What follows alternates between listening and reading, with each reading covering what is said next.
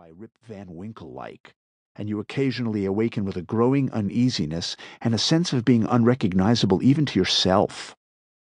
Part of the reason so many people are fascinated nowadays with vampires and zombies is our collective fear of being sucked of our life force, drained of our vitalities, and left in a bloodless and catatonic state. This fear may not be so much one of dying, or even being eaten alive, as much as one of being turned into a zombie, and most of us know, or have known, the experience of feeling like the living dead, being at a job that, like a vampire, sucks the life out of you, school years spent staring zombie-like into space and dreaming about the pleasures of the flesh, or perhaps about freedom, evenings spent clocking your statutory 4.8 hours of daily television, being in a relationship in which you feel like a mere ghost of your full vital self, long, dull stretches of life over which you've staggered like the walking dead. And most of us also know the fear of losing our minds and our identities that can come with simply growing old and suffering dementia. Given enough time, life itself devours our brains. But even if we haven't sent out a new shoot in years, or haven't strayed much beyond the cadaverous light of the television and computer, the hunger for passion reminds us that we're still vivid with life force, our souls shouting at the turned backs of resignation and boredom and time being torn off the calendar unused. Just as there are parts of us we put to sleep over the course of life, passions ignored, pleasures denied, emotions censored, powers hidden, there's another part of us that wants to bend down and kiss our sleeping selves awake. During the aerial bombing of London in World War II, damage to the Natural History Museum allowed light and moisture to enter the buildings, and mimosa seeds that had been brought over from China in 1793 and stashed in wooden collection cases suddenly awoke from their 150-year sleep and began sprouting. We, too, are revivable. No matter how long or deep the sleep, the soul is always willing to awaken.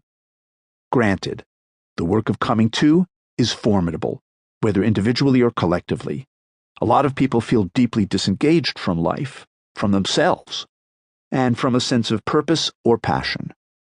A 2012 Gallup poll of employees in 142 countries found that on average, 87% are either not engaged or actively disengaged, 63% and 24% respectively, and only 13% were engaged.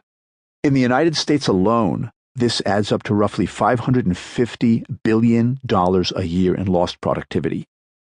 Passion equals productivity, and lack of passion sabotages it. And that goes for both work and non-work modes of expression, which makes you wonder what the engagement-disengagement figures would be on school life, family life, social life, spiritual life.